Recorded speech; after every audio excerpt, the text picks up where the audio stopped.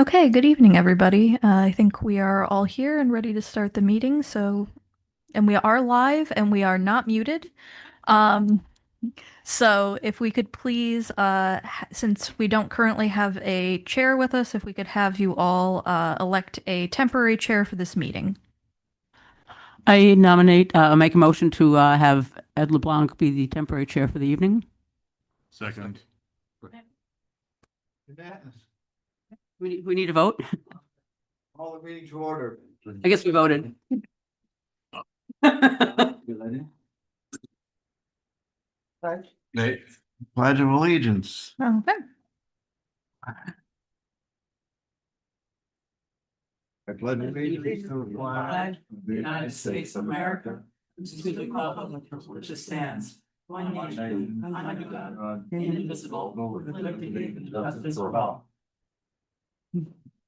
Amen. And Mr. Chair, I think we may have skipped over the roll call. Yes. I was just getting. You're off to a great start.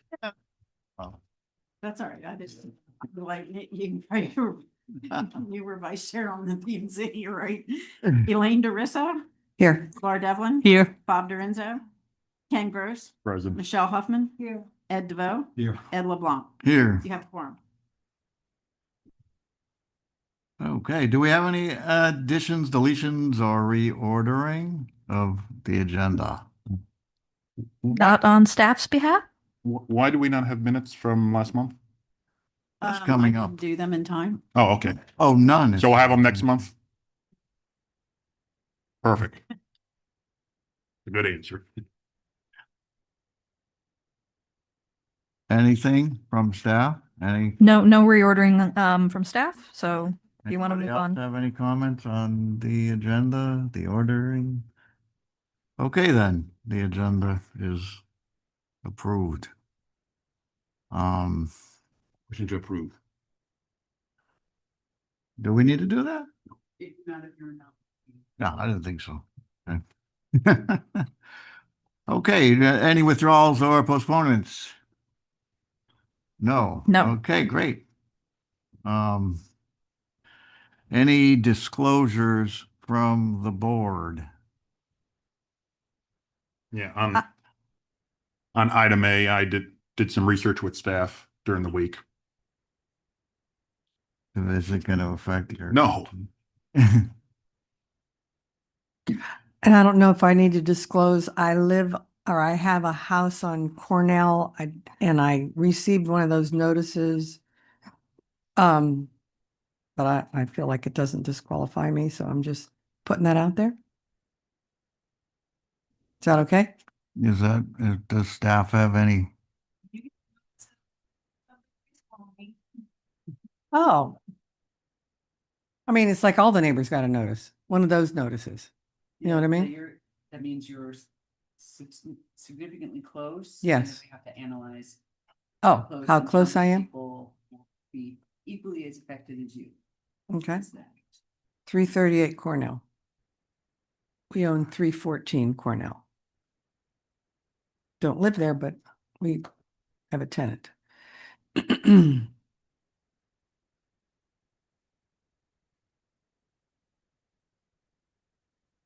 And while we're doing that, I'll swear in staff and applicants. Oh, yes. You want me to tell you where I live? If you plan to give testimony this evening, please stand and raise your right hand. Do you swear and affirm the testimony you give will be the truth, the whole truth, and nothing but the truth? If so, say yes. Thank you. Hard to tell from the scene. Yes, you will do. Abstain? Okay. Okay, so do we have proof of publication? That would be for 338 Cornell Drive. That should be in your packet. It's in the packet. They posted it on the county website. We want to approve the minutes from last meeting. We don't have. We don't have any. Minutes. All right, so new business. The staff, take it away. Okay, good evening, everyone. This is project number 26, Ann Hamilton presenting project number 26-015000001, which is a request for a variance to allow an 8-foot high fence along the side alley property line at 338 Cornell Drive within the College Park Historic District. So here's a general location map of the property. It is along Cornell Drive on the north side, and it does have a side rather than a rear alley. So the rear of the property does back up to another property instead of to an alley like you would usually a lot of the time see. So just a brief property history. Some of you that have been on the board a little bit longer than others might remember this came before you in 2023. So this property was constructed in 1925, but in 2023, you all heard a approval for reconstruction of the building that previously existed there.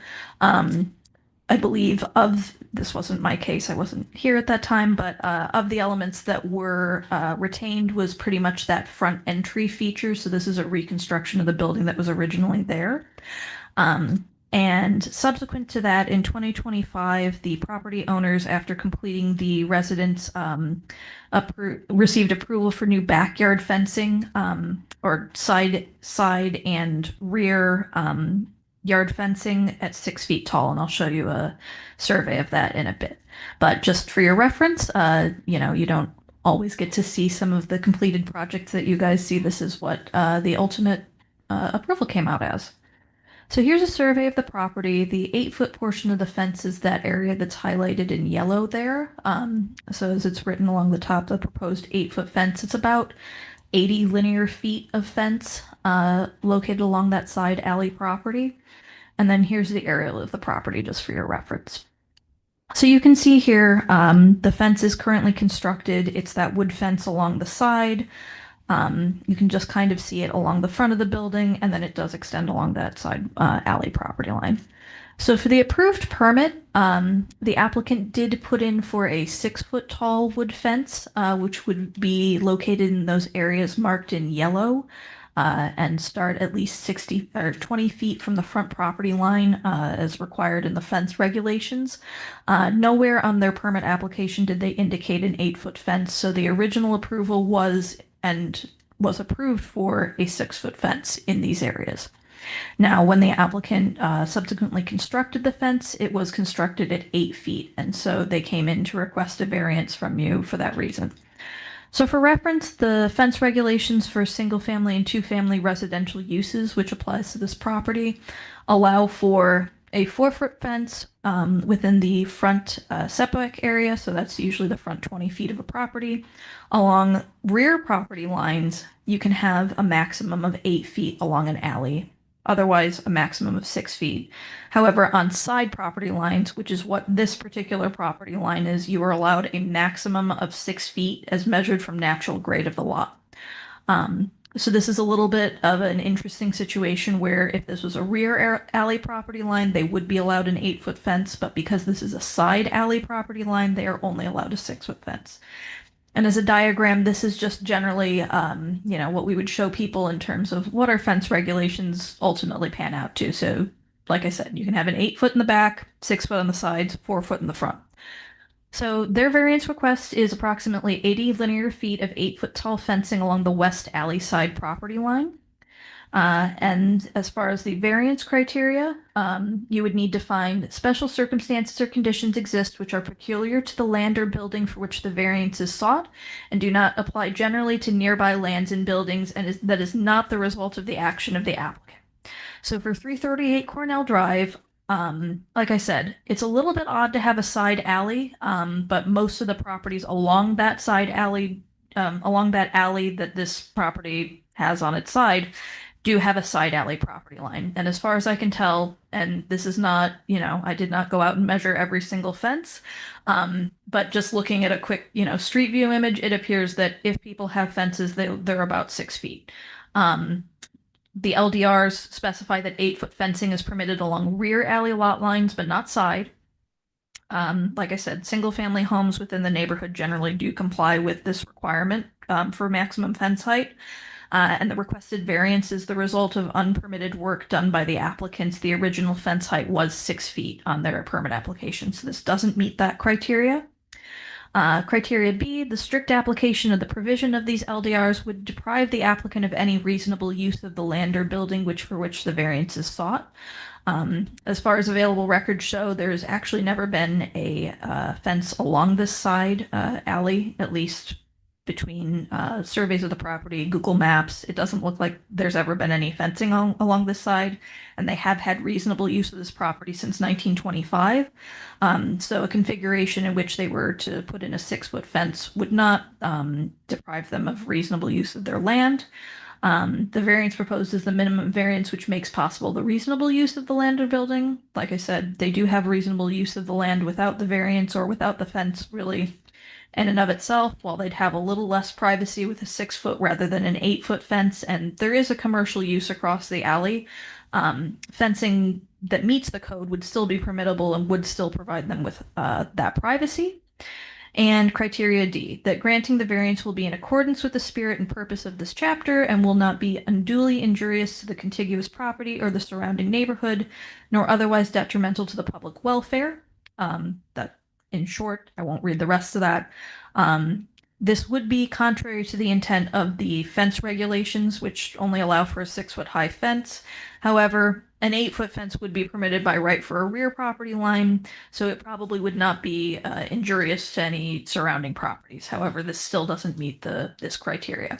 So since the variance doesn't meet the 4 criteria that are set forth in section 23.2-26B, a hardship cannot be established in this circumstance, and we are recommending that you not approve the variance, and potential motions are shown here. And I'm available for questions. Thank you. Does the applicant wish to speak? Yeah, I would like to Okay. say something if that's okay. Can I ask a question? Am I allowed to discuss or just not vote? You're not allowed to discuss or vote. Okay. You can sit here and look pretty. You're lucky you're still. My name's Robert Gleikenhaus. I am the applicant's realtor. They are not in the country right now, so I am representing their best interest. The fence at this property was constructed to 8 feet for more of a safety issue. I'm sure you can go back and look through police calls. There has been on this corner, there happens to be a very large vagrant population that hangs out there. Before the fence was constructed, we had people sleeping in the 100-year-old banyan tree that is along the property line as well.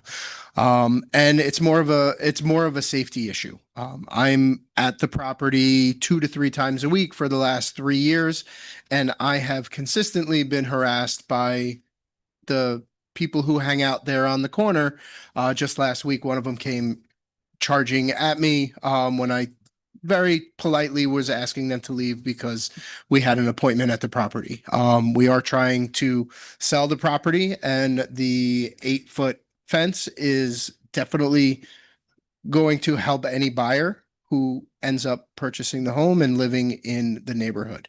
Again, it is more of a safety issue than trying to block out the liquor store that's right there on the corner.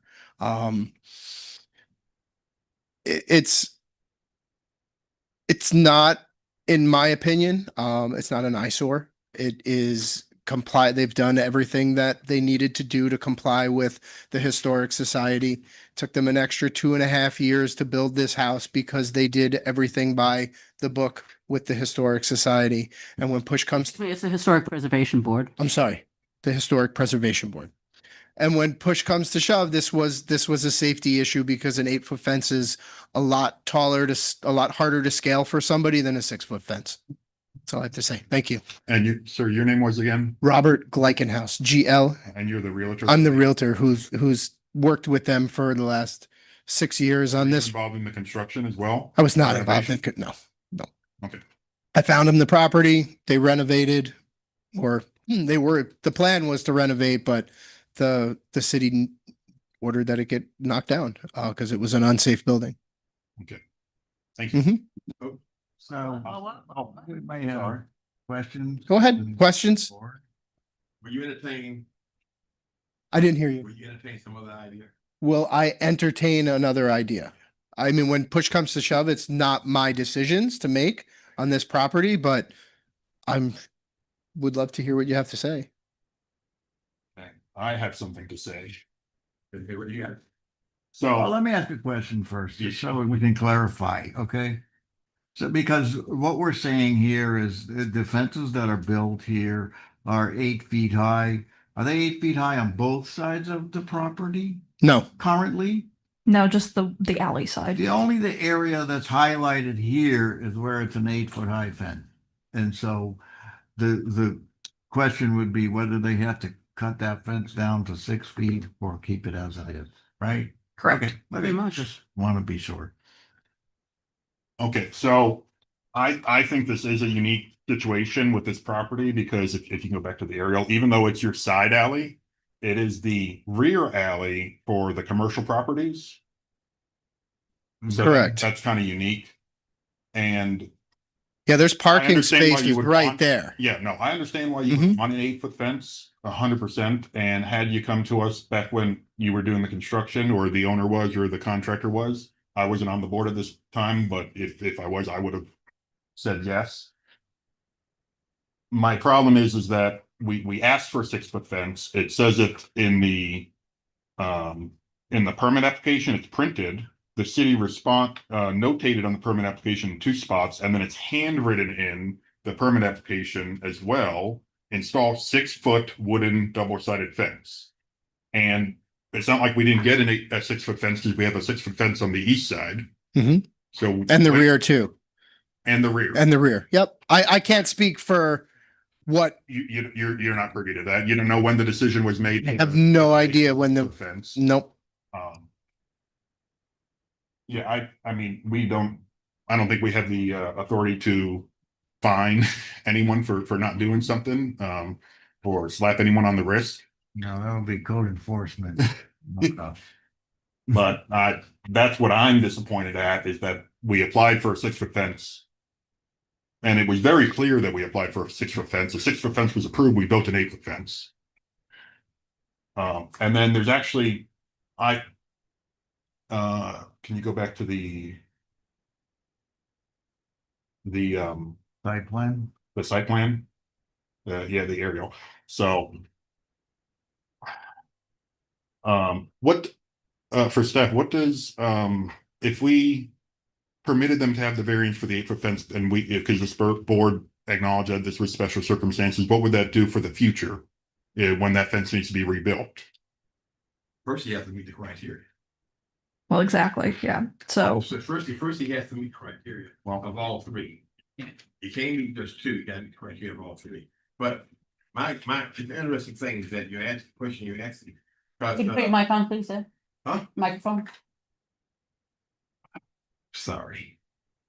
It's a very interesting question that you're asking, because is this the practice throughout the city? Is this just one out of many that we're bringing to water? Is this the practice of staff? no, so properties Yeah, throughout the this- city have to this- follow the fence regulations that I'm showing up here. So But the rules say walls and fence, correct. right? And is this the practice of the staff for this gentleman to follow this practice and others don't? That's what I'm getting at. Anyone that comes in for a fence or wall permit for a single family or 2 family residential use needs to follow the fence regulations that I've put up here. And of course, section 23(2) -26 and 23(24)(4), those sections right there, right? So if I'm not You mistaken, have these just couple sections right here. that's the variance criteria section that you're Criteria. quoting. They must meet the criteria.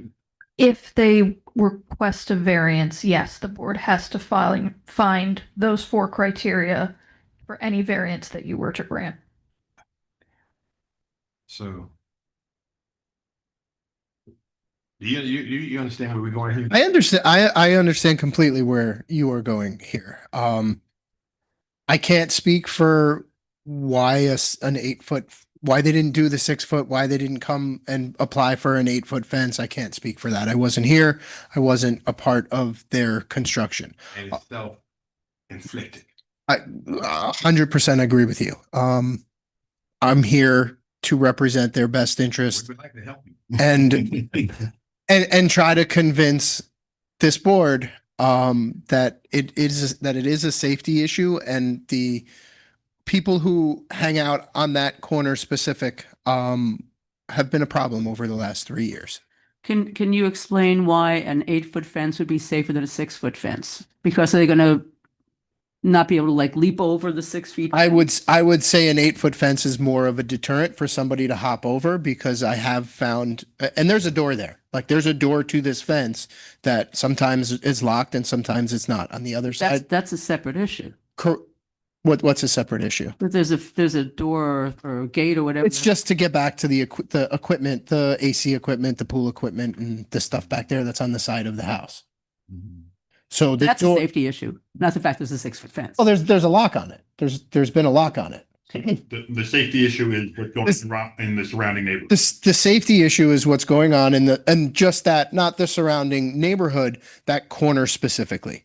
Every single time that I'm there, 2 to 3 times a week, I either have to call ahead to the property manager for the strip mall there and ask them to please have the people leave. Or I have to physically get involved, not physically, but approach them and ask them to leave. And they have charged at me. And in my opinion, for who's ever living there, it will be a safety issue if they're still there, the 8 foot fence helps.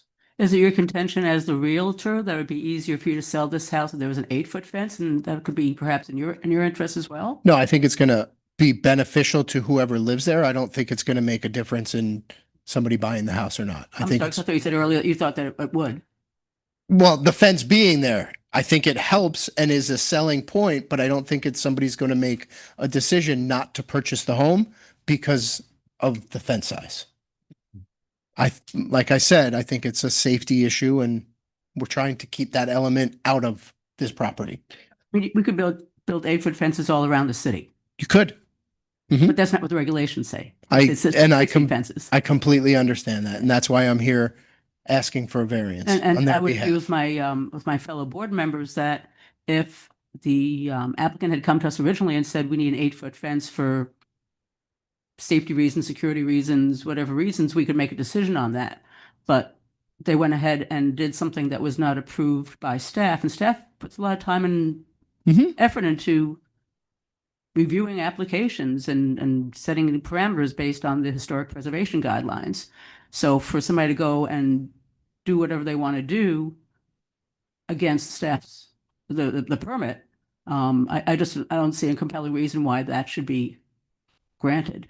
And there's nobody here to say why it got changed. And it was very deliberate. They didn't accidentally put an 8 foot fence on. Like I said, I am here on their behalf to Yes. try to convince you that it is, whether they should have done it or they shouldn't have done it, whether it happened or it didn't happen. I'm here to try to convince you that it is beneficial to this property and the neighborhood to block out as much of the element that can't seem to get cleaned up on that corner. And I'd like to clarify another point. Could you bring the site plan back? But we do have, in this property, we're not asking, like on the front of the property on the left side in the corner. Now from the property line to the setback line, I assume there's probably a 4 foot fence there. Is that correct? No, that's the 8 foot fences. That's 8. There's a small section of the 8 on the front of the house, maybe 1 or 2 feet. Before it juts back. No, is there any fence at all within the regulation would require a 4 foot fence in the front 20-foot setback. So Yeah. that's kind of why I pulled up the permit survey here. If you can see, which I know the writing is pretty small. When I marked up this survey, the area that's specifically clouded says the 6-foot portion of the fence has to start at least 20 feet from the front property line. Yes. So that should be the beginning of the fencing. There is no fencing in the front. There is no 4-foot fencing They will be allowed to have a 4-foot fence. in the on- front area. Yeah. From the setback line up to the property line. Yes. Although, well, But they'd you're need a saying visibility triangle, but there's yes, there's no fence there. there is no fence there. Okay. Well, according And to they're not asking, they're not gonna be permitted to put any 8-foot fence there, period. They're not asking to put an 8-foot fence in that location. no, they are. Oh, on the Not On the the front. front side of the house, no. Although highlighted, they're not. right. So I think the clouded portion, which according to the survey might be 11 foot, might be 5 foot. I'm not sure how to read it. It's certainly more than 2 foot. This section in the front, Yeah, it can't be more than, it can't be more than 5 feet. If you pull up the picture, from the property line to the building. Oh, is there a fence in that? Well, that Yeah. fence. That fence needs to be would 6 allowed foot no to matter be what. 6 foot. It would be allowed to be 6 foot. It's currently 8 foot. I think that needs to be six foot here. But they're not asking to change Here. that. Well, Or are they're, they? they're asking for a variance on the whole thing. I think that section needs to be 6, regardless of anything. Needs to be 6 Anything foot. that is 8 need to be 6. Can you stand up at the TV and use your pointer so everyone on the board can see what you're talking about? Sure. Where's my pointer? Your pointer. Can you go back? Nope.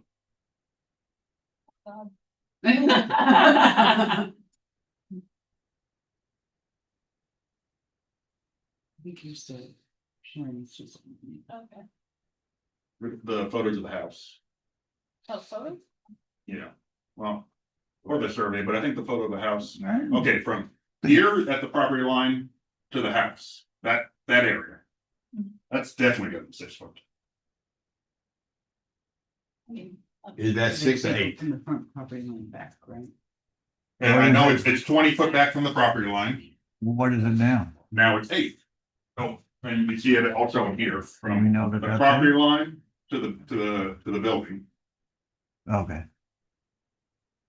Well, we actually see from that same picture, that there's no fence in front of the. From the 20 foot back from the setback. From the the front- setback, the there's front no- property there's line, no road, fence. There's no fence. I mean, if I had that house, I'd probably rather have a 4-foot fence there and be okay with a 6-foot high fence, but that's just me. Well, right here. This area right here. Mhm. That's your property.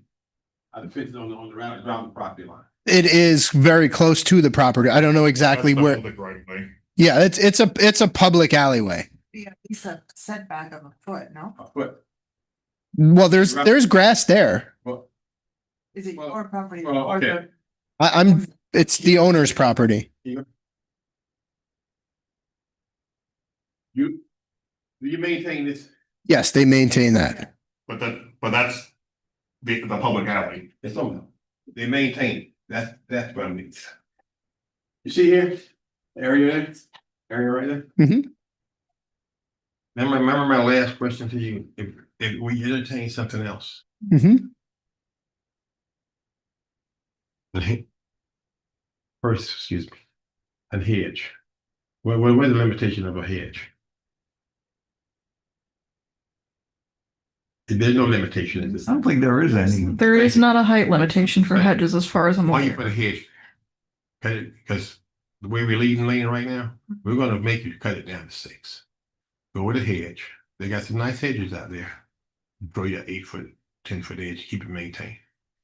Now, I do want to add one item on the hedge, which is there is no limitation on a hedge, but you do have a visibility triangle there. So just Can you make sure- explain the visibility triangle?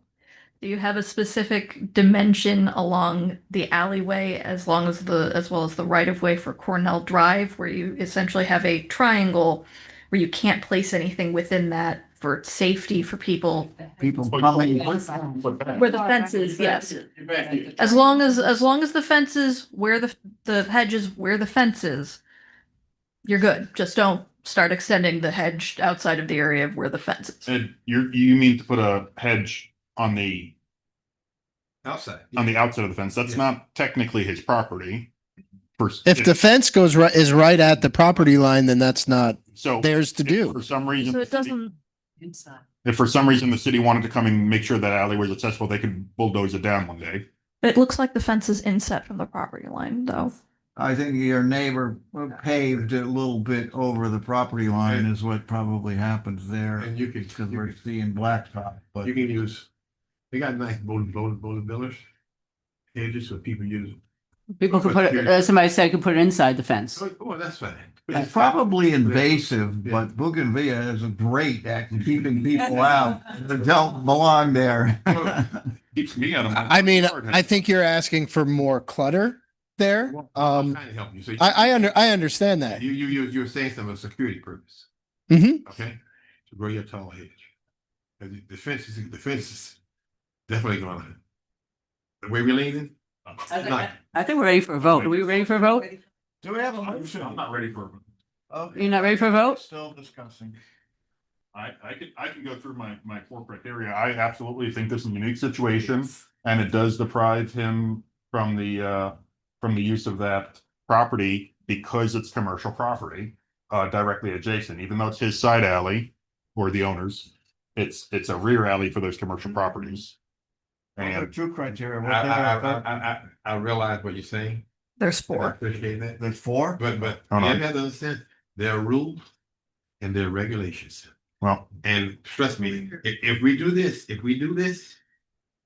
I know, and that's the part I'm more If we- upset about that than the if fence. we do this, there's a bigger case gonna fall. There's a I slippery- agree. I'm more upset with the Now- building the fence and the height of the fence. If this is something that you all think, maybe is a reasonable request, I think the appropriate probably way of going about that is maybe either we as a department or you recommend the city commission, the next time you meet with your commissioners, etc., that maybe we need to change the code to allow for 8-foot fences alongside alleyways.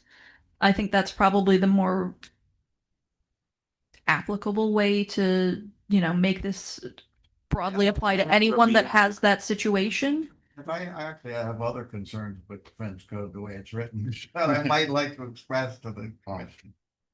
You're welcome to bring that up to the commission. It's We are, I think the last time you all had a joint workshop, we talked about setting a second one, so you and planning and zoning board could get together and talk about changes that you all would both propose to the commission for the code, so That would be nice. that is forthcoming. I Oh, mean, great. the property owner is going to do whatever we say. Right.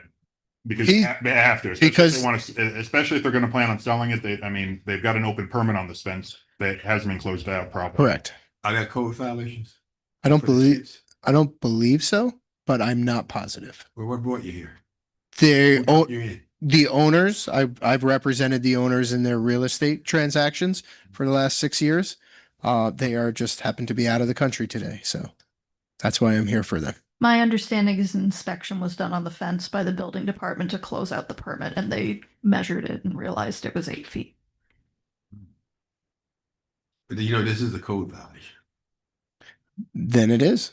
I like I said, I represent the owners, but I'm here to talk about the fence variance. I don't know about any code violations, but I'm sure they will take care of any. There are instances in the city right now. If you slip through the crack right tonight, Mhm. then there's a lot, there are people waiting to slip through again.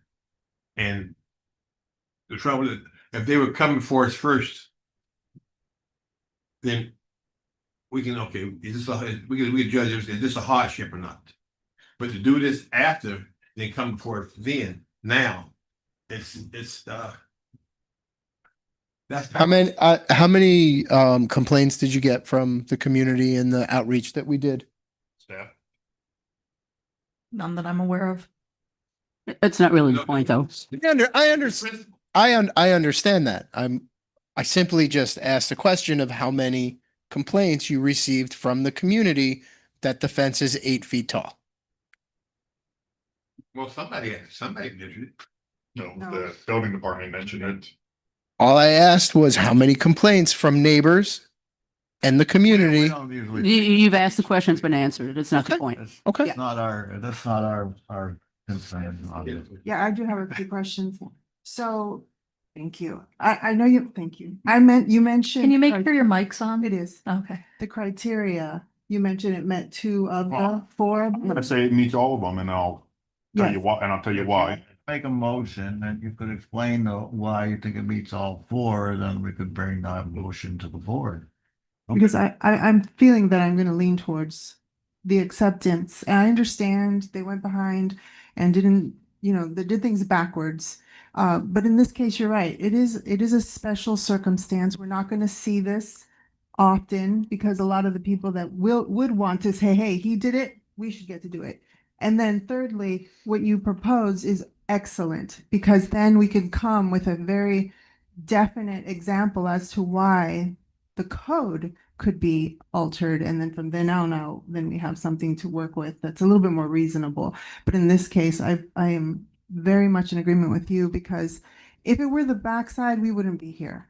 But it is. I drove by there because I needed to get eyes on the situation. And you're 100% right. As a homeowner, safety should come first. And this is what we should be discussing.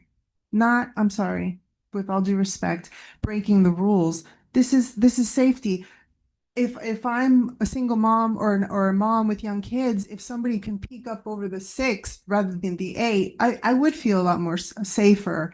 And it's just we should be concerned about the individuals living there at this point for this one case. So I would love to hear the rest of your variances or your. Before you go, just so you know, site visits are considered something that you need to disclose as part of your board disclosures. Okay. So since you have been to the site and you've now disclosed that, can you still remain neutral in this decision making? Yeah, yes. Okay. Just to clarify, if we go and you see something that I haven't seen, then it doesn't have parity for everybody on the board to have the same information. That's the reason that we don't do site visits. Well, I think, I mean, I thank you. I don't know if I did or not, but I also drove by the site, So I don't know what a site visit is, if it's just driving, because. just driving by. I didn't get it. Right, So there are a lot of places, you all live here. You Right. drive past a lot Yeah. of places a lot of times, but if you are going by with intent to inspect the site because it's coming on your agenda and you want to see what it looks like and get a feel for it and, those types of things, then you have to disclose that as part of your board disclosures because, as Ms. Evelyn said, the point of these quasi-judicial hearings where you're applying criteria of the code to a specific property is that everybody on the board is hearing the same information and receiving the same information at the same time. So if you've spoken with staff, you disclose it. If you've spoken with a neighbor or an applicant or driven by the site, you disclose it. So, and you are supposed to disclose, if you've had a communication, who you spoke to, the nature of the conversation, if you went to a site visit, what you saw on the site, so that everybody has the benefit of that additional information. And then also putting it on the record that you can still be neutral in your decision making, even though you have additional information. Okay. That's interesting, because when I was on the board years ago, we would make a site visit on almost every case. The whole board, everybody would find the time to drive by and have a look at it. So- And I think what she's saying is you're allowed to do it. You just have to let us know that you did it. Okay, that's great. So if I didn't say that earlier, I also drove by the property. So when you say we can't, you have to be neutral. What if when you've seen something, you then form an opinion? So there are, under the quasi judicial rules, you're supposed to be forming your opinions based on the information provided to you at the hearing. The additional information under Florida law provides a presumption of prejudice. And the reason for the disclosures is to remove that presumption of prejudice, that you have additional information that came to you outside of this procedure. And so the reason for asking is if you can still be neutral is that that's your personal decision at that time to say that I have learned more things, but I can put them aside and listen to what is presented at this hearing and make my decision based on what is presented at this hearing and not include the additional information unless I've disclosed it and everybody has the benefit of sharing that exact additional information. Okay. So what about the Google Street Views? You should not be doing any research on properties that are on the agenda unless you're disclosing it. Okay. So we just have to disclose. Okay. Frankly, I prefer not to. And when I first started, I drove by a mural one time and then I got the same lesson that we're all getting. I prefer not to. I just prefer to just come with a, tabula rasa, blank slate, which my brain is blank enough as it is, so it doesn't take much effort. I request that in all future staff documents, every single picture be the entire size of the page. If we can't look at it in person, so they're a little bit larger. So on that, the photos that you receive are the photos that the applicant provides. So if they give it to you, if they give it to us on one page, I give it to you on one page. If they give me like 20 photos, a lot of the time I will paste that into a Word document and just give it to you in a couple of them on a page because it's a lot to add 20 different photos to a Word document for you to flip through. If it's an issue, let us know, when you're looking through the packet, but if it's an issue, let us know. And if you want during the presentations here, we can pull up Google Street View and do those things for. Oh, we can do it. forward. We Okay. can do it during the review. Good to know. We ready to vote? Does anybody have a motion? Oh, I have a motion. Hold on. You can have a seat, son. Thank you. Thank you for your time. Hold on, where are my motions? There's recommended motions in the. Okay, I move to approve the HRPB project number. Well, actually, I want to say that the side fence I would give them a variance for the side fence to be 8 foot, but that fence from the side property line to the house should be cut down to 6. So I move to make that variant. So you would have. Approve in part and deny in part. Well, I was just Sure. going to say approve with conditions, with the condition that. Okay, the properly worded way. On the west side of the property at 338 Cornell Drive, the property, in my opinion, meets the variance criteria for the following reasons.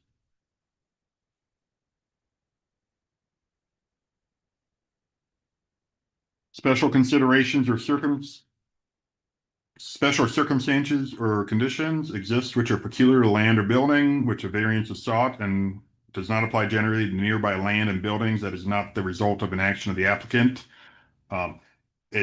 It's this property's side alley, but it is a rear alley for the heavily commercialized properties on next to it that's facing Dixie Highway. They've got a parking lot there. That's probably very rare in the city. Most of the side yards, side alleyways are going to be abutting other residential areas.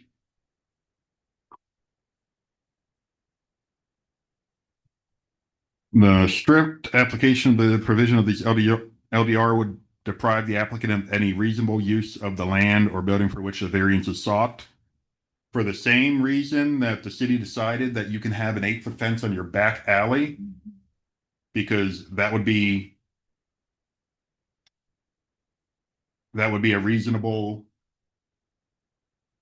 use, that you want to have reasonable use of your property to have the privacy on your 8-foot fence on the back property, I think apply to this particular property on the side. The variance proposed is the minimum variance which makes possible the reasonable use of the land or building. I don't think that putting a hedge in the alley would help. And the granting of this variance is with the spirit and purpose of this chapter and does not unduly injurious to the contiguous property or surrounding neighborhood. I don't think it's detrimental to anybody around. I second.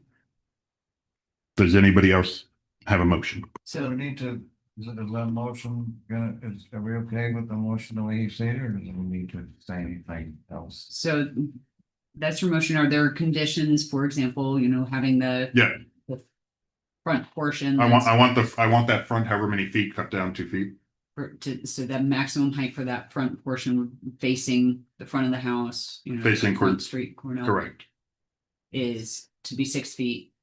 Are there any other conditions? Is this conditioned for until the fence has to be replaced? Is it for? Oh, well, that was a question I had period of asked. Time, right, I had you asked did much just earlier. answer. So is it for not necessarily, I mean, sometimes you can limit the variance to the specific property owner. Obviously, since they're trying to sell the property, that may not be the most prudent, but it is an option. Can I make a suggestion? No. Okay. So there are options that you can limit it by time and ownership. I think that the conditions that I just stated, that this is the side alley is abutting a commercial area, that it's the back alley of these commercial area, it's heavily commercialized. I think that applies indefinitely until someone knocks down the liquor store and builds a couple houses there. So I think that would I would say that would be good for the next couple fences that this property's going to need. So you would have no time limit on it. I would have no time limit on it. So then, as a board, you all have heard That's the my motion. analysis of the criteria in the motion. There's a motion and a second, so that as a board, you all can discuss the motion and the criteria and determine if you feel like they're strong enough, or if you'd like to hear a tweak in something, or Yeah, I just a tweak. Could we just make sure that it's specific in the motion that we're allowing the area along the alley where the 6-foot fence is allowed to be 8 feet. It's not along the entire length of the alley. Okay. From the setback to the rear I wouldn't property want someone line. to misinterpret that. So where it currently is the 20-foot setback, where that portion exists to the rear property line. does the seconder agree with that amendment? I second it, yes. Right. Did I satisfactorily answer the criteria portion of the motion? That's up to you all to decide. I'm not clear at all about how many feet of this fence that you want to have at 6 feet and how much you want to have at 8 feet. Can we go back to the photo? It's the highlighter there. No. If you go No, to that, the photo. that one shows it. Yeah, but that's kind of hard to see. Well, we So- really need to see it on the site plan, so. If- Okay. Look at the If I front may. picture. That's what I want to get clarity on. That's what would normally be allowed to be 6 foot, 6 feet, which is what would be allowed. and this, it's supposed to be 6 feet. This part will be 6 feet, and this part will be allowed to be, is what the motion is. Correct? I'm trying That- to, Thank you, Attorney Leonard. thank you. So maybe phrase it as the portion running facing Cornell Drive, 6 feet. The portion along the west property line and the alley is 8 feet. It's from that 20-foot setback where you would be able to have a 6-foot fence versus a 4-foot fence. I think you could say as shown on the provided site plan. Okay, So you're not permitting it in a different area than they've shown here. correct. Well, I thought I saw somewhere in some of these documents that was 19.5 foot, but I'm okay with that. Does everybody understand my I'm opinion? clearer now, yeah. And then you can all have your own discussion as We have well. a motion in a second. All those in favor? All right, You seconded it, you have to. Oh, I was going to. All those opposed? Opposed, nay. I'm gonna say no. Now, when do we have? Elena One, abstaining. two. She's abstaining. she's abstaining, It's abstaining. so you 3-2. So it's not gonna pass. So you three approve? No. You deny. I did not. Right, so 3-2, the motion's defeated. The motion fails. Do we have, does anybody Have another propose motion? another motion? First of all, I understand what you're saying, 100%. And trust me, I am like you. Oh, and I'm more upset about him building the 8-foot fence than the fact that he's asked than anything else. I fight for people all the time. I mean, when there's even no hopes. I'd like to sanction the builder.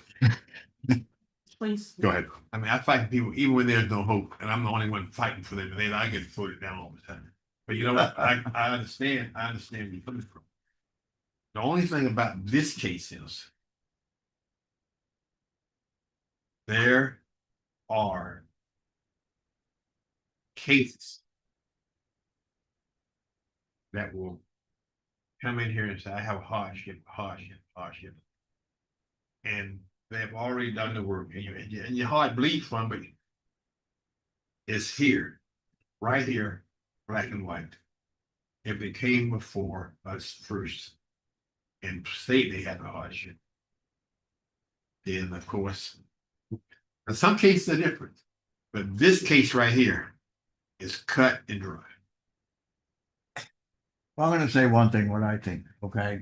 I would support a change in the fencing code that had requirements, alleyway requirements, all, like if the back is an alley or the side is an alley, we could allow an 8-foot fence in either condition. But I would also support where if a fence was along a public roadway, it would be limited to 4 feet, whether it's in the front or on the side. Because I drive around and I see fences on the side of a property, but it's on a major roadway, and they're 6 feet and it looks awful. Yes. So I believe that's actually how the multifamily regulations are written. I'd Yeah. have to double check, but so if we have that discussion, I think that's something you can look at the There's different. to talk about that in the future, and maybe these people could have a relief based on a change in the code. Their house cleaning. He's saying that Rather than us having to give a variance, and then we get variances requests from, a whole crowd of people, so. Well, that's our job, is to look at variances. This is a variance here. I like to make a motion so we can move. Ed? Where is this?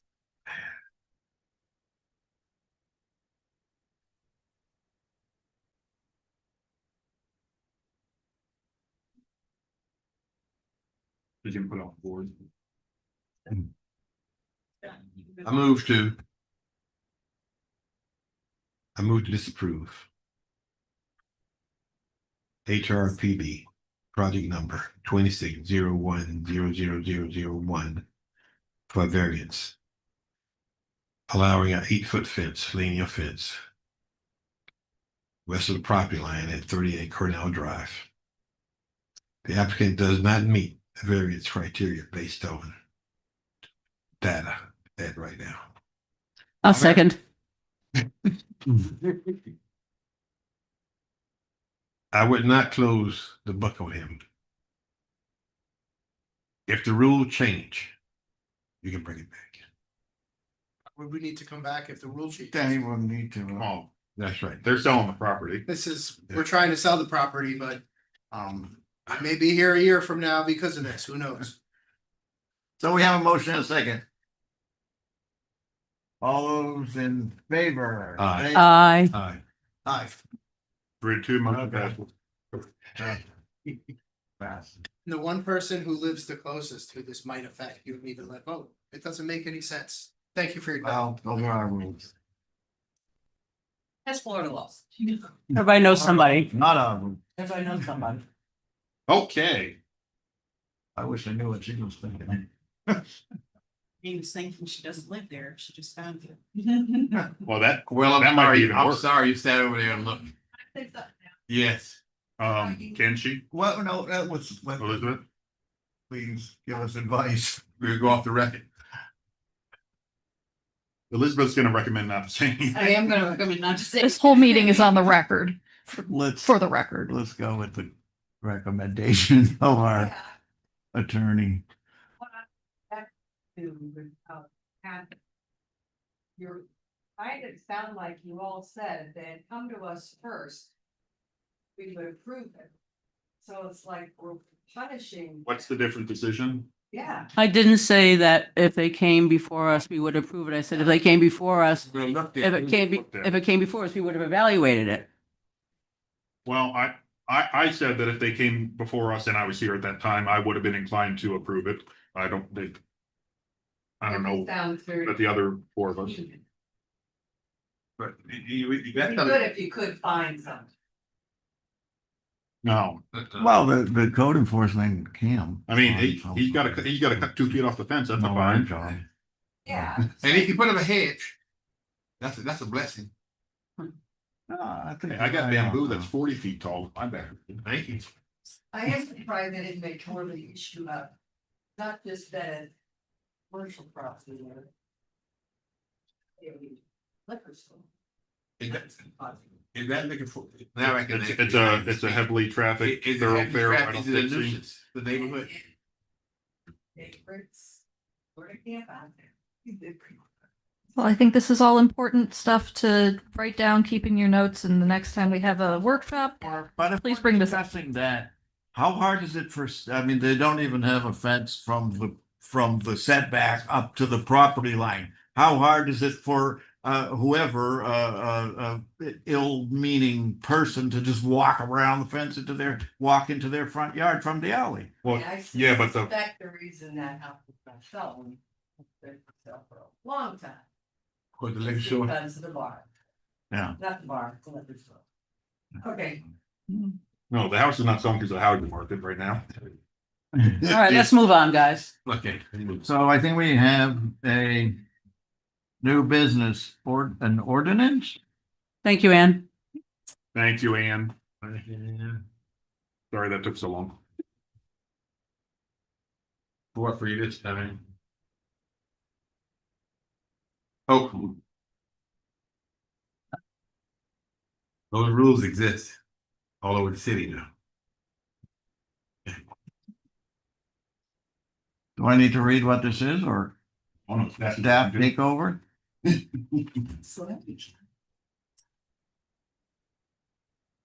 evening, board members. Good evening, board members. Lauren Prost, Principal Planner, here to present Ordinance 2026-02, which is consideration of an ordinance establishing a new section of the land development regulations to allow murals and sculptures to be attached to structures. The proposed ordinance creates a definition for sculpture as a three-dimensional work of art that may be freestanding, wall-supported, or suspended. And the ordinance establishes new section 23.4-27 murals and structures, which establishes requirements for the installation of murals and structures, requiring a building permit. There are design standards that require compatibility with the building architecture and requires durable outdoor materials. It requires installation standards such as professional execution, compliance with approved plans, weatherproofing, and maintenance access. It allows murals and sculptures to extend a structure's height by up to 10 feet, provided that the maximum zoning height is not exceeded. Location restrictions are included along major corridors with allowance for approval by the Planning and Zoning Board or Historic Resources Preservation Board upon specific findings. It provides clarification that murals and structures are not intended to function as signage, with commercial messaging regulated under the existing sign regulations. It provides application requirements, including owner consent, renderings, material specifications, and written justification, and review by the Planning and Zoning Board or the Historic Resources Preservation Board as applicable, and also requires ongoing maintenance and building code compliance requirements. The ordinance also repeals paragraph E13 of section 23.5-1 signs, removing duplicative mural regulations related to board review, location, restrictions, signage treatment, installation, and maintenance standards, application requirements and enforcement. So there's a suggested motion here to either recommend or not recommend to the City Commission to adopt the proposed land development text amendments included in Ordinance 2026-02. And this item was heard last week by the Planning and Zoning Board, and they did also unanimously recommend approval of the item. I'm available for any questions, should you have any at this Lauren, time. could we go back one slide, please? Absolutely. Thank you. So on the bottom, this is repeals the section 23.5-1 that it talks at the very end about enforcement. Unless I'm missing something in the new section, I don't see anything about enforcement.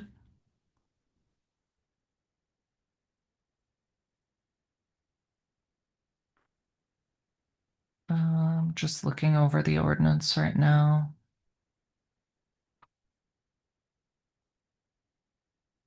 Unless it goes under building code compliance requirements, but I'm not sure about the enforcement part. So if we say you can't extend a structure beyond 10 feet and they have a 20-foot one, like, again. So it is in the ordinance. If you actually look at the ordinance in the package, it's subsection I.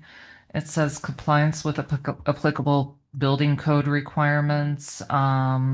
They're required to comply with applicable building code requirements. So any violation of that would be enforceable under other regulations of the code, enforcement regulations contained elsewhere in the code. I'm no expert on day 8 here yet, so hopefully in the future I can cite those sections for you, but okay. Uh, I just want to make sure that we're not removing enforcement criteria. No, there are provisions in the land development regulations that speak to approval of development orders, and these murals and sculptures would fall under development orders and be enforced thereunder. Thank you. I got a couple of questions. The distance between the murals and the sculptures. Have y'all established that? I couldn't find anything. I stated it. I don't think we included anything. I don't recall that there's anything in the code now regarding distance requirements between murals and sculptures. And so a large part of this was taking the existing provisions related to murals and moving them out of the sign code because they're not really signs, and adding the new provisions in for sculptures attached to structures and treating the two the same because they are both types of art that are being attached to a building or structure. And so we felt like they should be treated largely the same, that they need to have, a professional component to them. They need to be maintained in accordance with the professional standards that they're installed and all those things. But distance requirements, we didn't really consider because that wasn't part of. Nobody brought it up. Right. That's something to look at. Because you don't want the whole city look like a paint mural. And another thing, please have a look at that. Yeah, and there are. I don't like. Go ahead. So far as the only thing I think that might apply is so far as in the major corridors, they have to comply with the major thoroughfare design guidelines, and in the historic districts, they have to comply with the historic guidelines. So there are looking at those, you would be looking at, is it in keeping with the character of that neighborhood and those types of things. So it may be that's one of the criteria when you're looking at the character of the neighborhood. Is it getting overwhelming, right, with the number, with all the art that we have? And so maybe in this area there's enough, and it's really going to change the character of the neighborhood if we keep adding more. So can you have some kind of language in there addressing we this? can definitely look at it and at some. Do you have any proposals? as a board that you would like us to recommend to the commission on distance requirements or limitations. Help me out over here. Come on. Not specifically. You do consider these types of things, and I appreciate that. I don't see it as.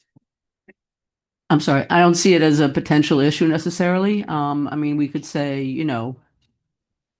yeah, too much art. Yeah, I mean, we could say, two city blocks, 3 city blocks. I mean, I'm not. Eventually, Yeah, but eventually, Maybe we don't have enough art. the art. Well, I love art, but eventually, the art get old, and now we got to talk about the longevity of it. Well, they Well, I- expressed that, some That's stated. requirements about the durability and. Yeah, we've asked that before. Okay. We've asked that before. I mean, I guess, that's part of our function is if, 16 people on J Street come, they want to put a mural up on J Street, then we can say, no, we don't want to be doing 16 of those, we just, we do it on But a what- case by case basis. But what's stopping from putting it up because we don't have. We have to approve it. Us or P and Z has to approve it. But That's what stops it. I understand, but they have to have guidelines. If there's no guidelines. The guideline is that they come to us for approval. I mean, that could be something that becomes sort of unfair if like one person does it first and then the next person can't do it because their property is too close to the person who already did it. I'd be concerned about that, but to me, I would prefer not to have a distance requirement because I think that I don't know, it starts to look like overreach to me if we start too much restricting people doing art. What if everybody on J Street wanted to put a nice mural? It would be like an artsy So section. one of the criteria that we do have regarding to your or planning and zoning's approval for locations is that it does not, the specific application in front of you does not result in an over concentration of murals or sculptures on the site or within the immediate vicinity that materially impair the visual character of the corridor or district.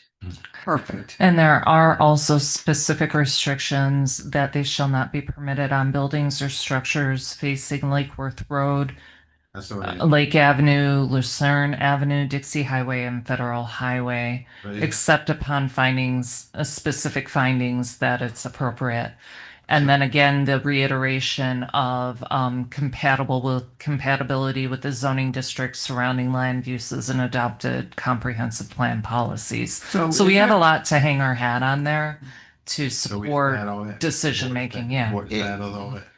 If it were in a historic district, then we would have to give a COA to the artwork design. Is that correct? Correct. Okay. Now but I'm confused about the major corridors. What are we saying there? Location restrictions along major corridors. What does that mean? That's the regulations that I just read into directly from the ordinance. Does that mean they're only allowed on major corridors? No, they're not allowed. restricted along major. Well, man, we should be more specific, I think. In those major corridors, you not only look at the criteria that are established in this ordinance, but also the major thoroughfare guidelines and or the historic preservation guidelines for that area.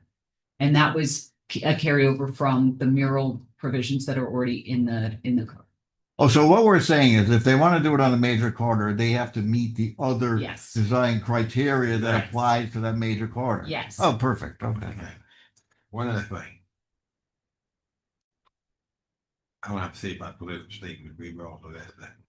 But anyhow, annual fees, they pay a one-time fee or they pay an annual fee, and they pay every year. That's like a building permit type of Like fee? you build it per day. They have to, like a rental fee, you have to update it every year. My recollection is it's just an application permit fee. I don't know if Through we the could building charge somebody department? a rental fee for something they have on their own property. I have a That question. would be a problem. Is there a definition for murals? Do I see a definition for sculptures? And it may not, The definition for murals was already in the code. That's why it's not in this ordinance. okay. It can't be Can we- commercial. Well, It like, can't be advertised. can we pull that up? Um, Else. it's gonna take me a minute to navigate there, but I'll get there. I know. I'm sure someone else has a question in the meantime. I know we've had cases before where, you know, people had murals, but they were clearly advertising a certain business, or maybe this was on the planning and zoning board. But we've had cases in the past and, you know, we had to ask them to eliminate some of the text or so that it Oh. wasn't a commercial. The longevity of a mural. How do you guys decide that? It requires, the ordinance has specific regulations that they have weatherproofing materials. And then within the property maintenance code, should it deteriorate and not be in compliance with the approved weatherization for that particular piece of art, if it's were to deteriorate, then we can, initiate code enforcement through property maintenance standards. I feel bad for the one mural we all know gets hit by a car once a quarter. Now, the mural is owned by the artist who paints it. It is owned by the property The owner. property. The definition of mural is any picture or graphic design painted on or otherwise applied to the exterior of a building or structure or to a window. So if I painted my house as striped, I'd have to get a permit for that. That's a design. It's a picture or graphic. Picture or graphic design. Picture or graphic design. Oh, let me. She'll finish pulling it up so you can see. Yeah, sorry about that. Yeah, like I actually have a rainbow stripe on my garage at Cornell. It came that way, but it's pretty cool. Is that I think my next door neighbor allowed? has a sort of wave on his house. I don't know if that's considered a mural. So, Well, graphic Well, design is that's what, it. so. might be.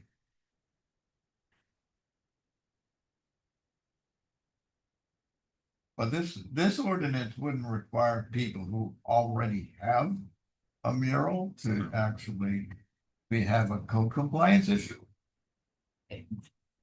There are already provisions in the code for murals, so if you have a mural that doesn't meet the code, that's a code compliance issue. This wouldn't change that. But this would provide slightly different standards for mural installations, as well as adding the ability to have the sculpture installations. One of the things that we did take out of the code when we moved it is the requirement for the mural removal agreements. Because we just figured there was no reason to have a contract for that the properties do change hands over time, and a lot of times during the course of the lifetime of the mural. And we felt like adding enforcement provisions into the code was sufficient, so you would get notified that you need to keep your mural or remove it if it starts deteriorating. Were the board to adopt the commission were this to pass, any mural or sculpture on a contributing structure within the historic district would still have to come to the board? Yes. Okay. Gosh, so so I'm thinking now, I mean, there are several houses in my neighborhood in historic College Park.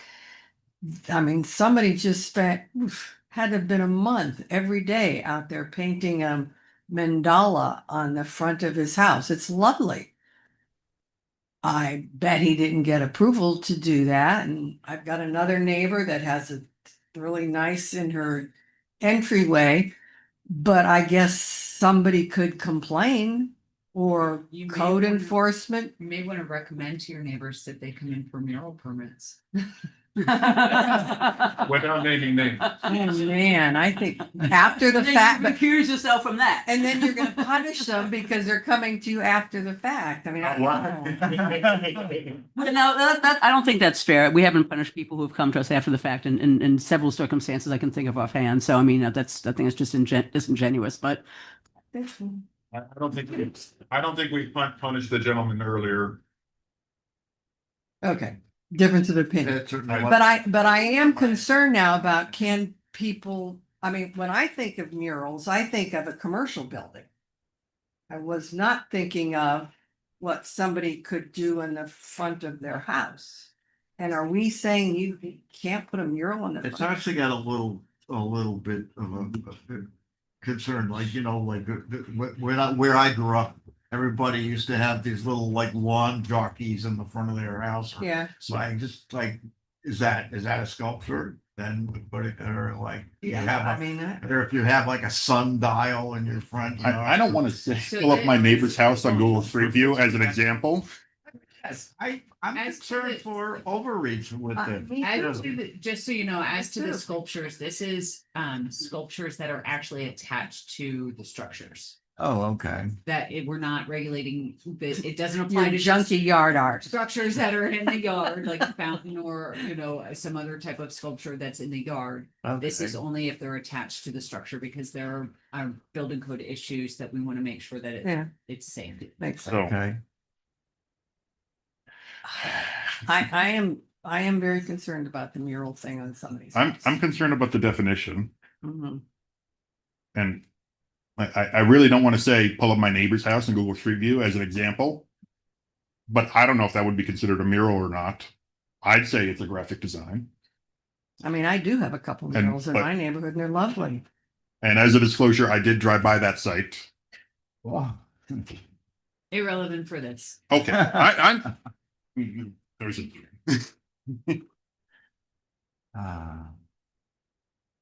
May I make a motion?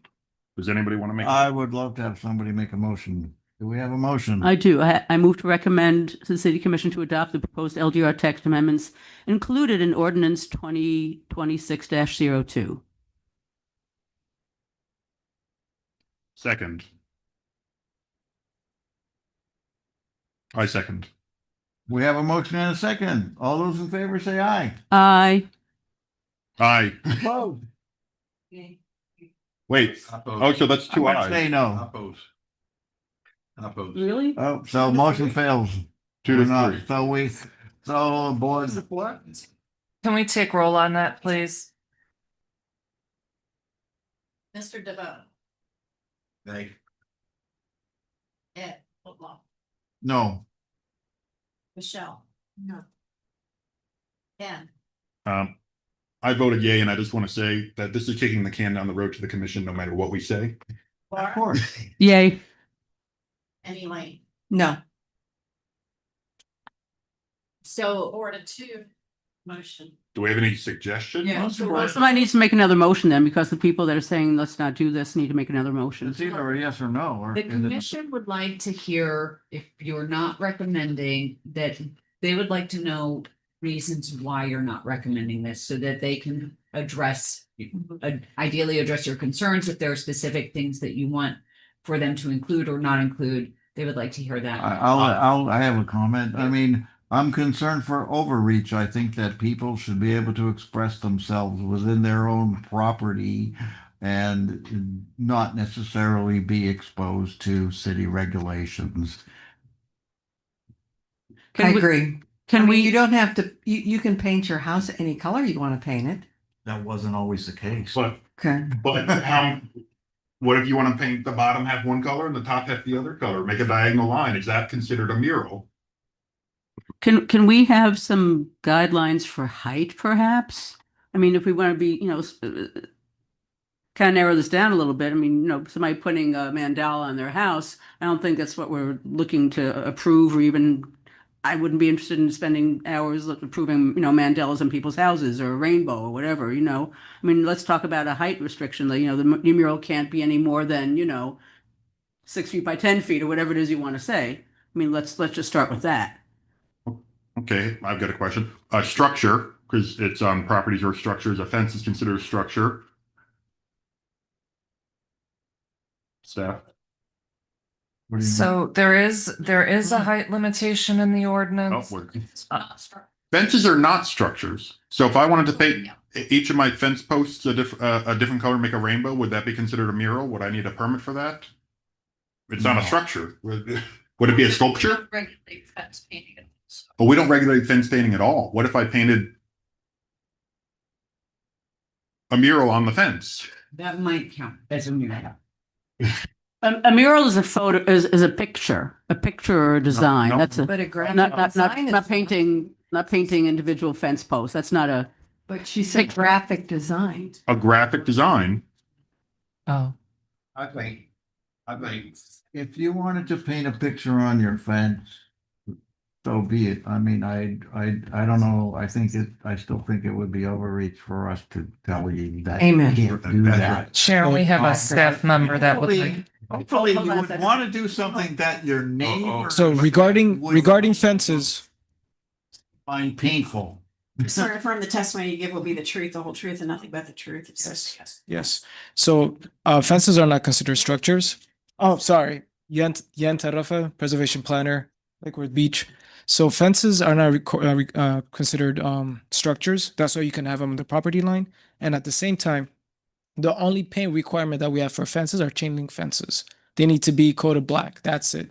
Anything else, we don't look at colors for fences. We just ask for materials, height, and linear feet, but not colors. So So just to let you all know, I pulled up the current mural code, and right now murals are permitted only in commercial and industrial districts.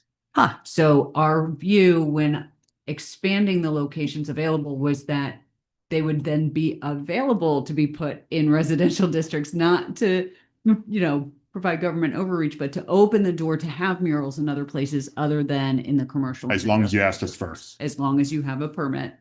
Yes, Do it. yes, I'm Well, as it's No left kidding. now, can't you just consider what you paint on your house not a mural and you don't have to do this? Well, it's a mural if it's a graphic design. Well, Or picture. if we approve this, Well, if the commission approves if it. they leave it Right. as is, you can do what you want with your house. we're not approving anything we're recommending. That's the message that I would like to see. I think what we're hearing is that as part of your recommendation of denial for the city commission is that you want want murals to be available in residential districts, but not subject to regulations. Thank you. Yes, I would like absolutely. a clear definition on murals and something about fences, because there's a lot of fences with stuff painted on them. Some are But pretty it simple. doesn't But it doesn't matter. regulate that. It doesn't Well, apply. Well, you, But if it doesn't apply, you don't need a You don't need- definition. Right, well, maybe You it can do should. whatever you want. no. Well, if it's what if I have painted something that was very offensive, a portrait that's on my fence? Well, That's something else. if we don't have anything in the code, Well, okay, anything not, well, then what's offensive? I don't like that color. Yeah, we're gonna go. Yeah, boy. Yeah. Yeah, yeah. I think we leave it alone. Just be clear, if we leave it alone, none in residential districts. No, that's not what she read. So- Right now, murals are permitted in commercial and industrial districts. if code enforcement. I guess then you're defining on so that's why we have to go back to what's the definition of a Yeah, mural. I would like to Okay. have this revised with a clear definition of murals and something about fences.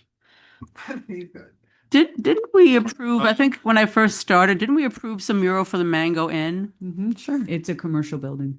As a commercial building, but it's in the historic district. Is that a residential district? It's just a historic, it's a The- commercial building is the issue. It's a commercial building in a residential district, isn't it?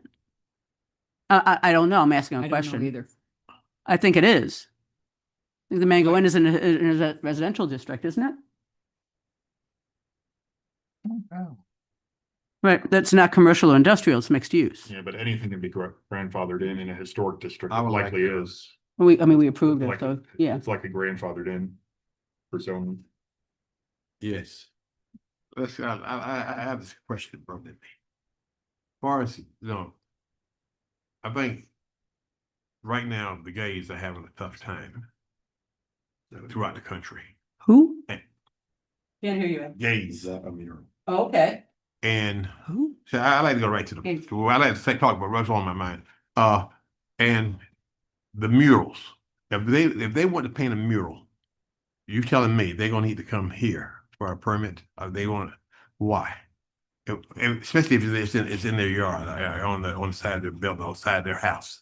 Does this have Why? to do with gays? Isn't that violating of their amendment rights? I'm hearing you. So what Yes. our goal in expanding the available locations was to make it so that murals could be allowed in more places in the city other than just the commercial and industrial The district. commercial district. What I'm hearing from you all is that you support that expansion of availability, but in the residential districts, you would like that they're just allowed, no permits, no regulations apply.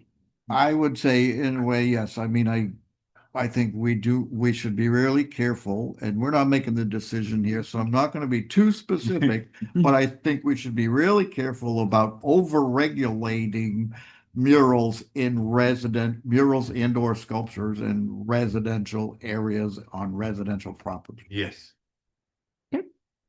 We will pass that message along. Please. Okay. Is that all you I- need? That is. We don't need to amend or any? It's not really up to us. I mean, so Want table? there, no, I don't want to table it. There was a motion to recommend. Which that failed. So if someone, I mean, Okay. we technically we would then like a motion to not recommend. I have one more question. I'll make a motion. Okay. Does it say anything about visible from the street? Because if I have a backyard with a 6-foot fence, I can paint a mural on the back That's an interesting question. of Okay. whatever obscenities I want. It's a legitimate question. This leaves it up to interpretation. That's why The visible from the The- street part is an interesting. Yeah. The visible from the street Line really of- only applies to those major thoroughfares where they would have to then also comply So with the major thoroughfare. I could paint a mural on the back of my house that then is against code.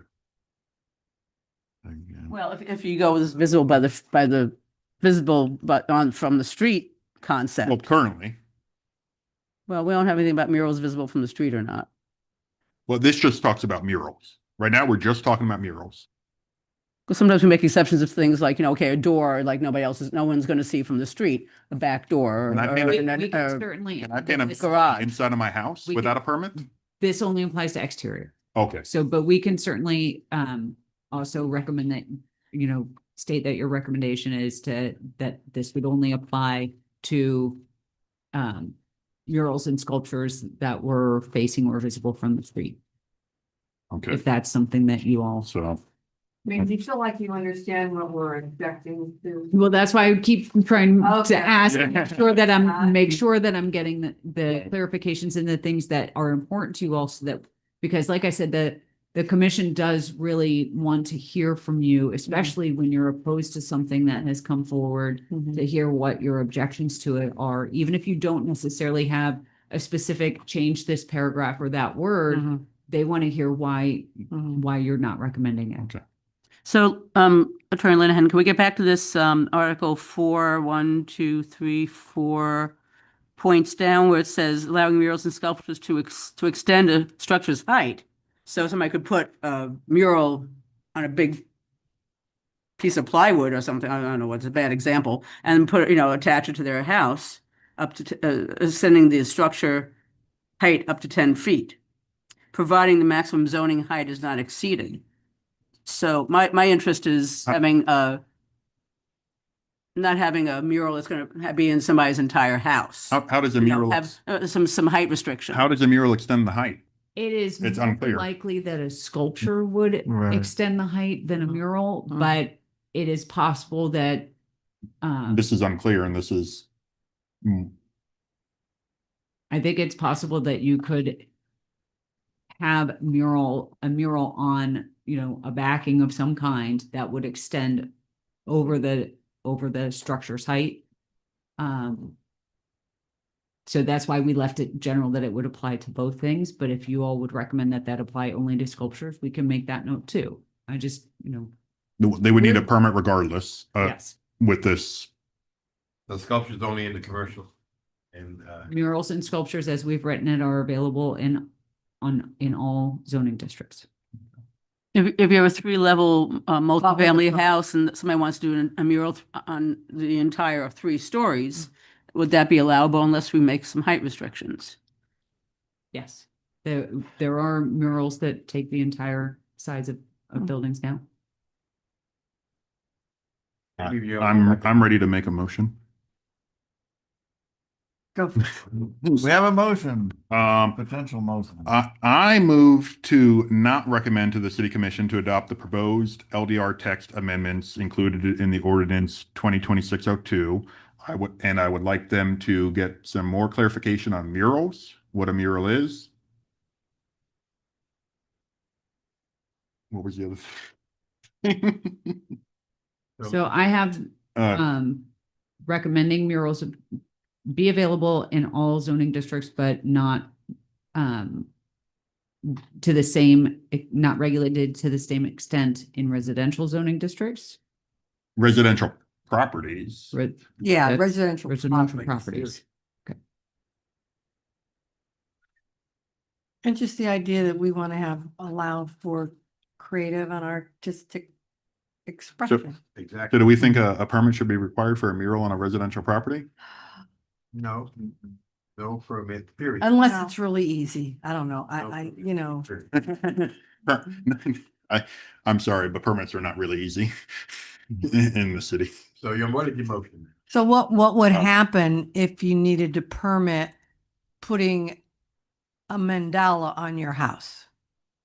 You would show the picture to you guys and then it would be, Right. would staff have the ability to Well, approve it, or does that way that- come to us? The way that it's written now is that all mural and sculpture approvals would come to you all. That they, Contributing and non-contributing, yes, or to the planning and zoning board, any mural. correct. That to you all or to planning and zoning, that they would have professional mock-ups of what it would look like, that they would have a list of materials and colors. You all have seen murals before that have come before. It would be that same type of application for any type of mural or any type of structure. Or sculpture, excuse me, attached to a structure. Couldn't the size of the statement, like 3x3 or 3x4, can that be waived? Because it's only just a small. We're making recommendations from you to the No, commission it's now, just so it's like- whatever you want to it's- say. You know, we could say like, you can have whatever you want, but if it's more than, say, 10 feet by 10 feet, which would be more like I was thinking. Like, But then six you would foot. have to then you would have to come before the board Oh, and get a yeah. permit. But Right. if it's not huge I could live with that. in a Yeah. residential So- property, So let me do whatever you want. Let me repeat my motion. My motion was to not recommend to the commission and ask them to have some more, Amend the definition. of amend the mural. definition of mural, Uh, say that murals on residential properties do not require the permit. Correct, and limiting the regulation of murals and structures to or sculptures to the areas facing or visible from right of way. Yeah, Well, that would only be if there's no permit required, then that's On irrelevant. any property. On any property. Okay, yes, correct. can I Absolutely. That recommend last something one. also? I mean, I'm feeling as we're talking that if it's a single family home that is owned by somebody, that they should be able to do pretty much what they want to do in the single family home. I think, other kinds of structures like multifamily structures, things of that nature, I'd want to have some more regulation and less regulation on single family homes. I agree with that. Does that make sense? So As opposed to, what about? Because, all right, say, I own my single family home, okay? I want to put a, rainbow on there, whatever I want to put on there. Versus I live in a 3-family home and, Susie on the first floor says yes, Bobby on the second floor says yes, Sally on the third floor is like, absolutely not. So that there would have to be, I think multifamily homes have to have some more kind of oversight, for lack of a better word. Wouldn't the association have more say so of that? No, they're not all associations. well, if it's a apartment building, then the owner would be the only person to say. It could be a single owner. And if it's a condo, then the association would have to Yeah. submit for a permit. Okay. Well, that's just my 2 cents is single family homes, we would not overly regulate versus other types of properties. Yeah. I could agree with that too. Can I would put that in the motion. I don't know. Can you clarify the regulations in residential / single family homes with no permit and non-street facing elevations? No, it's any property, Any girl or sculpture. It's right way. in all districts? Well, these are two different recommendations, so we need to clarify.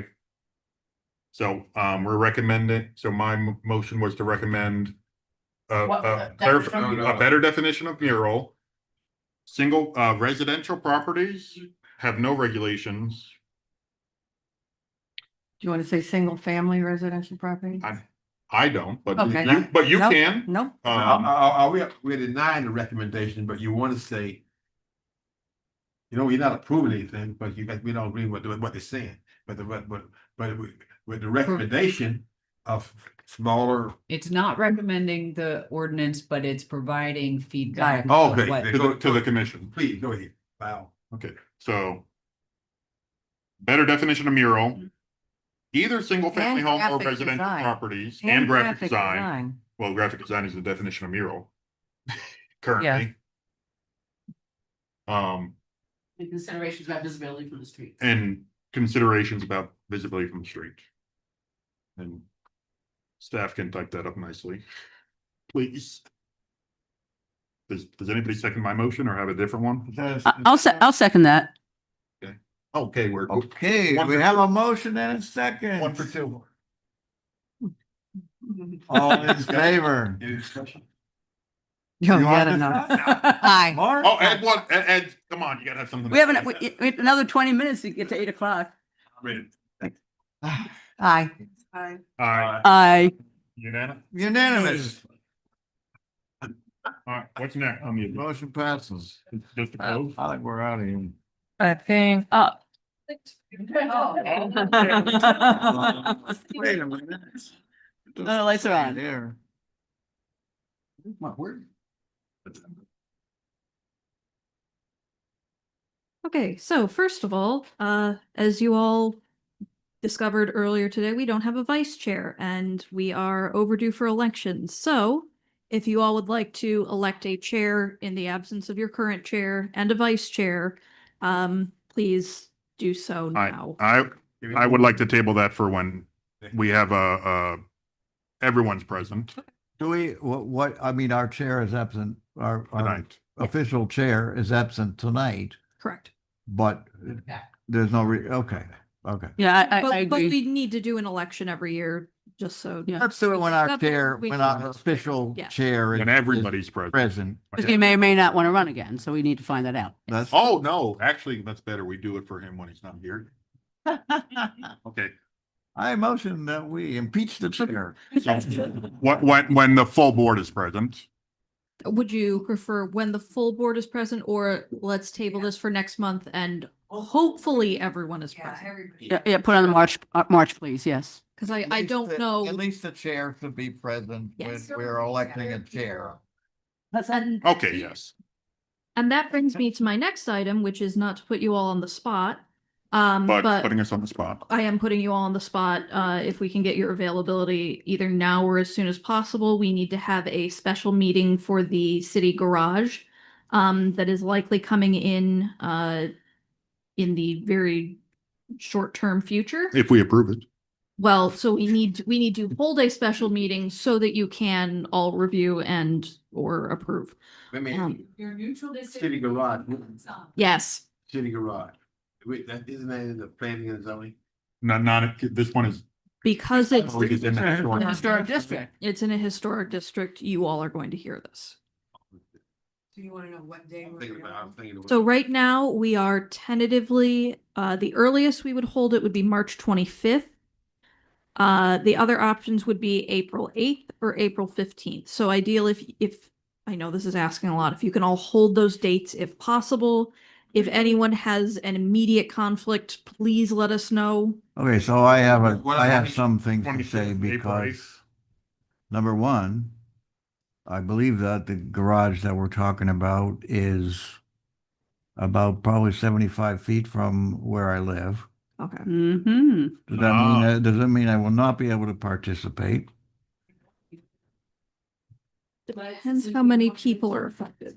Go ahead and submit Commission on Ethics for a formal opinion, please. All right. And so then my other question is be whether or not I'm allowed to vote on those issues. Is there any reason why I can't send my opinions to the city council and the mayor? You are always, as private citizens, welcome to provide public comment at city commission meetings or speak to your commissioners. We just have to come around. Yes.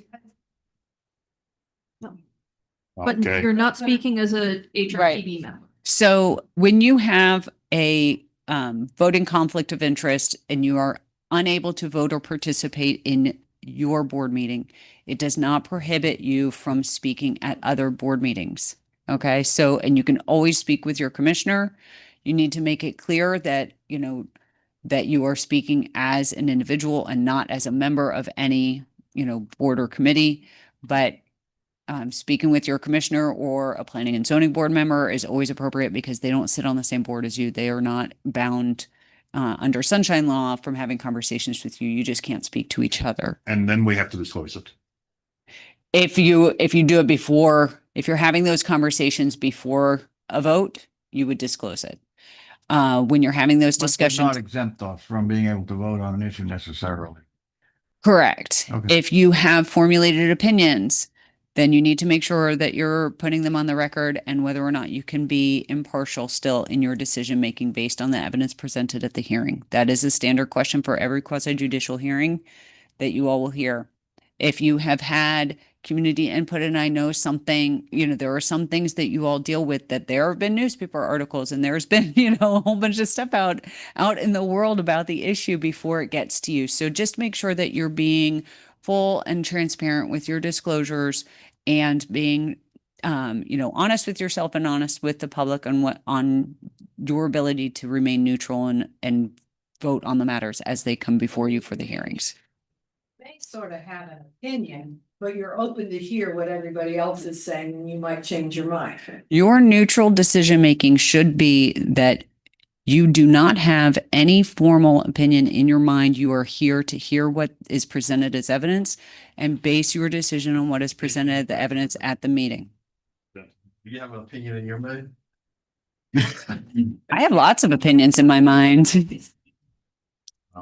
As much as possible.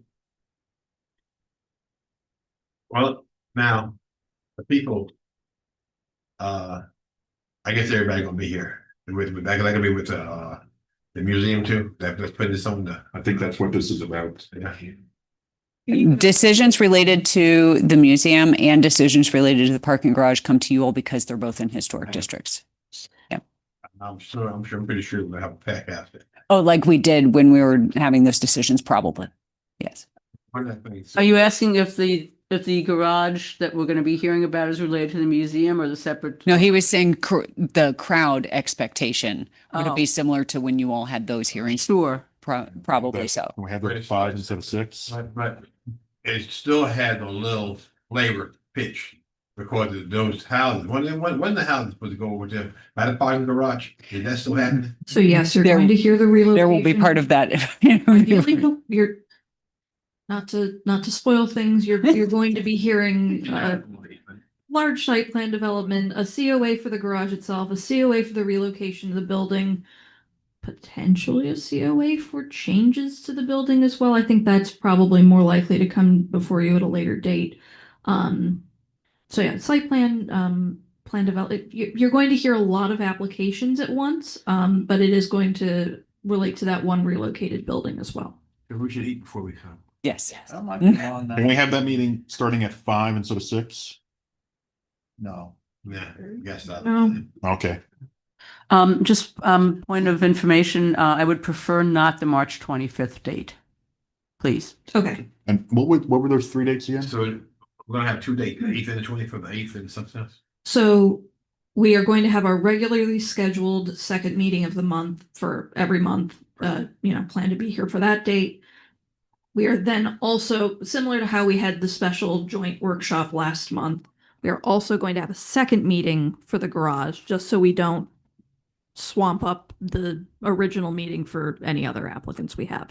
So that would be, and I think the April 8th one would actually be on that second. It would be swapping the regular meeting for a special meeting, just because this is a time-sensitive application. Yes, in addition, but still be holding April 8th because we're having a meeting that day anyway. March 25th, April 8th, and April 15th. So we still have to have a meeting on we have to have a meeting on the 8th no matter what. Yes. If, I guess if we didn't have any applications come in for that month, we would reschedule it. That's the only reason we wouldn't. And I don't foresee that happening. So plan to be here. now, is this the meeting? I know we have our couple different powers that we will be making the final decision on something, or we will be passing this along Final decision on the certificate of approval, the historic portions. appropriateness. Yes. And then the building department does their thing. Well, no. So the city commission would be the ultimate decider on the other portions. We still want to pass the buck too. So the 8th could be this meeting if there's nothing else on the agenda. Or if we swap your. Or if we swap. Well, the second Tuesday of April is after the 14th. So it'd be swapping the 14th and the 15th. Wednesday. Wednesday. We're going to have, Right. Our meeting would typically would be on the 14th. It's the second Tuesday. Oh, Wednesday. Never mind. Think about my other board. Sorry. hey, this is easy. I have too much going on. Laura's not available on March 25th. We have to have a meeting on the 8th. Does anyone, we should have it on the 15th. Just to be clear, the scheduling is actually going to be determined by when the application is submitted, Oh, they complete, haven't signed. submitted it yet? It has been preliminary. Long story, we have an application, it just has not been signed.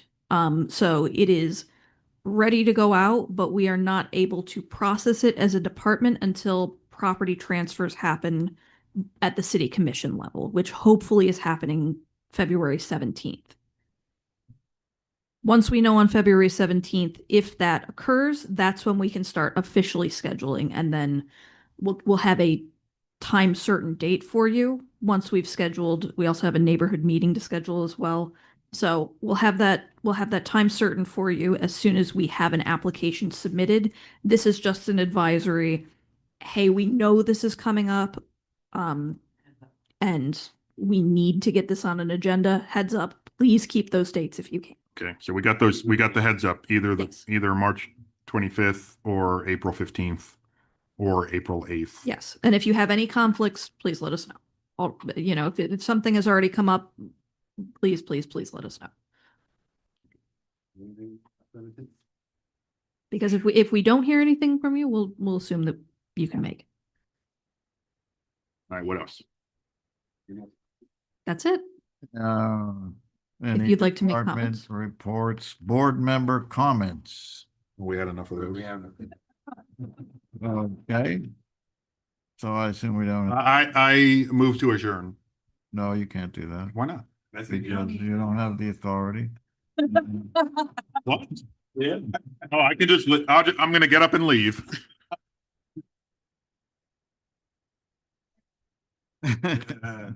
Thank you, Ed. Do we have any public comment? No. Meeting is adjourned. Nice job. Thank you. We don't need to move to adjourn? Well, I did move to adjourn. I second, and he said yeah. Well, Let the record show. We usually don't have to formally do that. and we went over your 30 minutes. I thought, I was thinking an hour. Wow. And geez, that's. There we are, Sally. Oh, it's gonna be a quick meeting.